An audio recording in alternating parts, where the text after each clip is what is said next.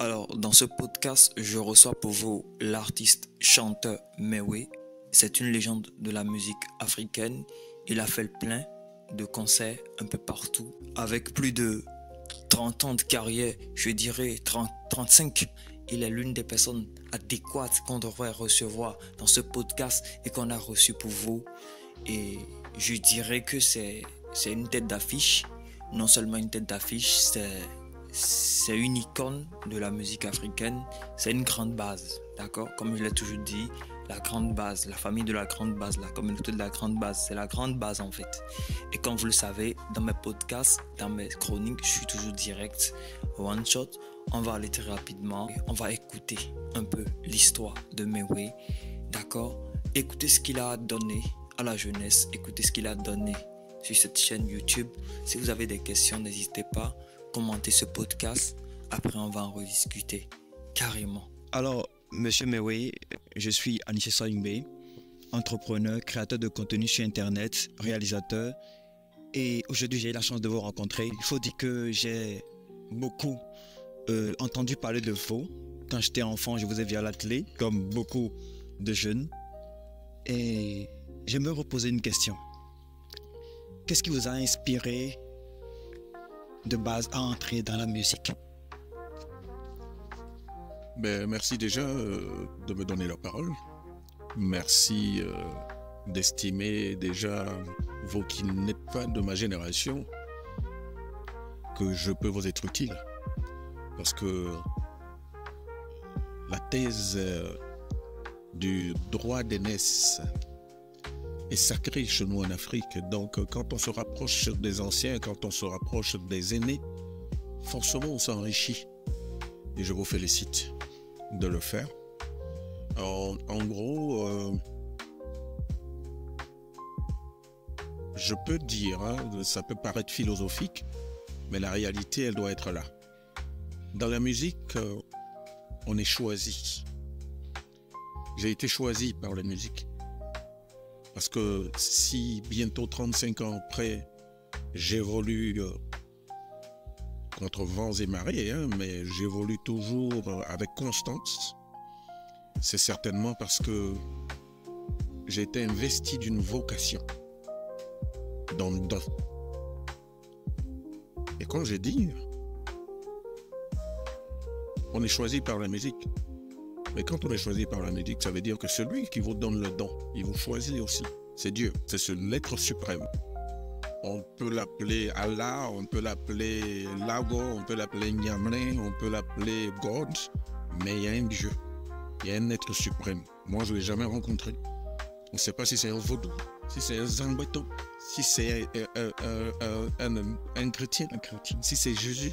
On ne l'a jamais rencontré. Donc, ça ne peut rien affirmer.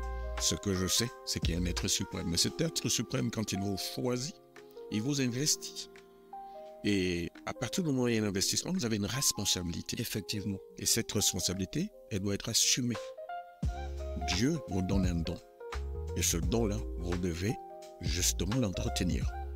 Et donc, je suis arrivé à la musique par vocation, certes, mais je me suis donné les moyens d'apprendre dans le métier, de me former. Oui, donc l'apprentissage. Le don seul ne suffit pas. Non. Il faut l'entretenir. Donc, j'ai entretenu cela. Et aujourd'hui, ça m'a amené à être un expert dans mon domaine. Avec cette expertise-là, aujourd'hui, que j'évolue depuis plus de 30 ans. D'accord. Il y a beaucoup de jeunes, gens aujourd'hui, qui sont inspirés par votre musique.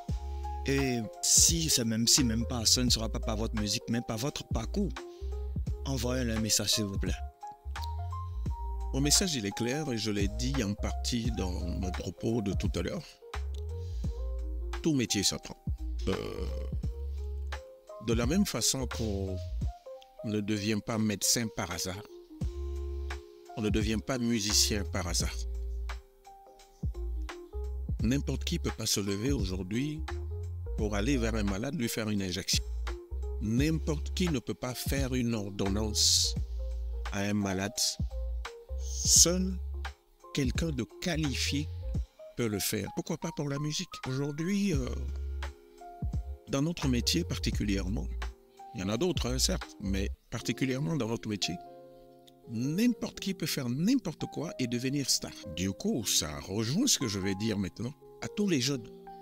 Vous pouvez être star du jour au lendemain, mais vous pouvez disparaître du jour au lendemain quand vous ne connaissez pas le métier que vous exercez. Mais quand vous le connaissez et quand vous le maîtrisez, vous évoluez dans la durée. Voilà la différence qu'il faut faire. Et si autant d'années après, je suis encore là, c'est justement parce que je me suis inspiré de la deuxième thèse, c'est-à-dire me former pour évoluer dans la durée. La discipline, la formation, c'est des mots-clés à retenir chez M. Mewé alors. Absolument. Le don, il est là. Après, il y a la formation.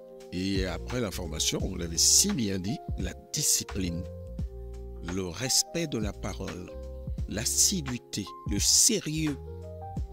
Et quand on est sérieux, forcément, on se fait distinguer. On évolue un peu dans la marge de ceux qui ne font pas cet effort-là. D'accord. Voilà. Alors, le regard des autres. C'est sûr que lorsque vous avez commencé par faire de la musique, lorsque vous étiez sur scène, d'accord, vous avez eu à rencontrer ce genre de situation, le regard sur le regard des autres.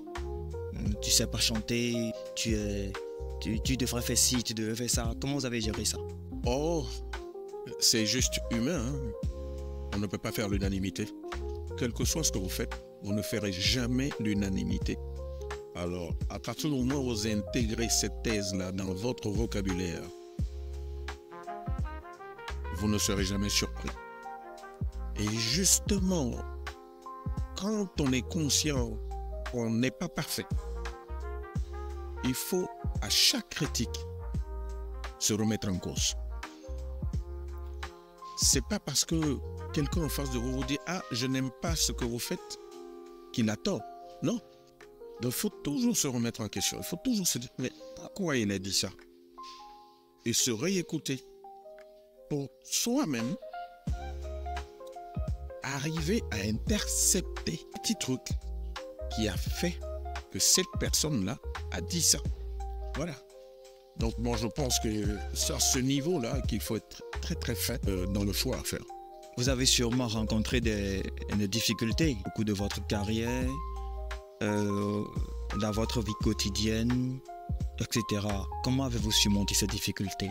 Comment avez-vous surmonté cela? Mais pour surmonter les difficultés, il faut déjà être conscient que la vie est faite de haut et de bas. Si tout était rose, on allait être tous des chefs d'État. Mais la vie est ainsi faite. Il faut estimer qu'il y a des hauts et des bas dans n'importe quelle vie, même dans la vie des chefs d'État. Effectivement. On connaît des personnes aujourd'hui qui sont au bas de l'échelle. Donc, pour moi, j'estime que les épreuves sont faites pour être bravées. À partir du moment où on intègre ça dans son raisonnement, on doit être en mesure de se donner les moyens d'affronter toute épreuve. Et quand on est passionné d'un métier, on a le devoir de persévérer. Et quand on persévère, forcément, on résiste au vent et aux marées. Donc, voilà. Il faut être engagé, mais dans la détermination. Et avec cette détermination, là, forcément, on y arrive. La passion est dense. Merci beaucoup, M. Mewé. Et à très vite. À très vite.